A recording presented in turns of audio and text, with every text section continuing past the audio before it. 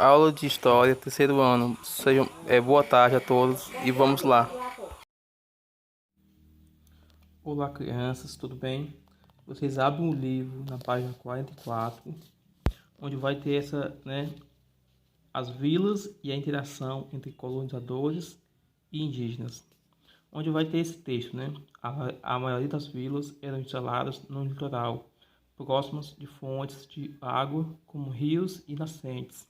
Ou seja, vai detalhar a forma como era a relação, as coisas entre o homem, né, o homem europeu, os portugueses e os indígenas. Para se adaptar ao clima e aproveitar os recursos naturais, os portugueses adotaram os hábitos de quê? Dos indígenas, né? Para se adaptar ao clima e aproveitar o quê? Os recursos naturais. Utilizavam canoas indígenas para explorar os rios, ou seja, passaram a utilizar os meios, né, os objetos que o povo indígena detinha. Cultivavam, consumiam alimentos da culinária indígena e moravam em quê? Em casas de madeira ou de taipa, de pilão. E muitos dormiam em redes. Ou seja, esse texto é bastante interessante, tem muitas coisas de como eram e como foram a relação do homem português com os indígenas, né, na formação do Brasil, viu? A partir dos anos 1600, a língua geral foi adotada pela população indígenas, né? Ou seja, um texto bastante rico, viu? Bastante interessante, vocês leem. E a primeira questão, essa imagem também bastante interessante, né? Com mulheres, né? Fazendo o que? Ralando mandioca, fazendo comidas do lado de fora das casas, né? As casas de pau, as casas, né? De taipa, de madeira, né? Bastante coisas interessantes, viu? Onde a primeira faz o seguinte pergunta, né? De que materiais era feita a maioria das casas dos colonos? Ou seja, era feita de quê? De madeira, casa de madeira e de taipa, né? De pilão. E muitos dormiam em redes, viu? Lembre-se disso. A união de costumes. Como assim, professor? É a relação, né?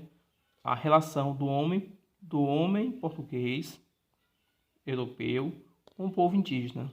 A formação cultural do Brasil aparece de forma marcante em algumas cidades, né? Como a relação do europeu com o indígena e africano, né?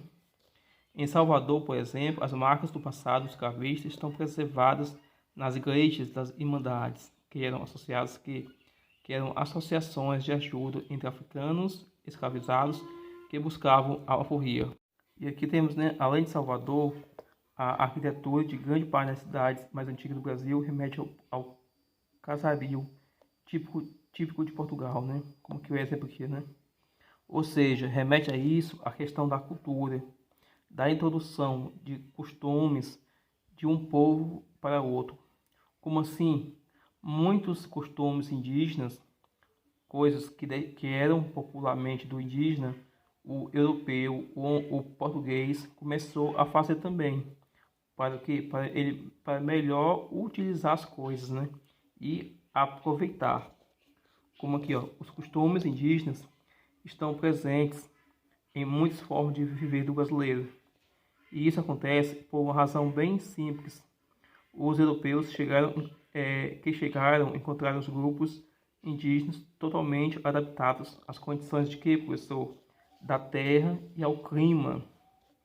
Para sobreviver, então, precisaram absorver o modo de quê? De vida dos habitantes que já estavam aqui. Um modo de vida como assim? Nadar, pescar, trabalhar com a terra, dormir, como assim? Em redes, né? Até então, os portugueses não tinham esse costume de dormir em redes. Como aqui, ó. A segunda, por que os portugueses aprenderam vários costumes indígenas? Você sabe por quê? Vem aqui, vem dizendo, ó. Está dizendo.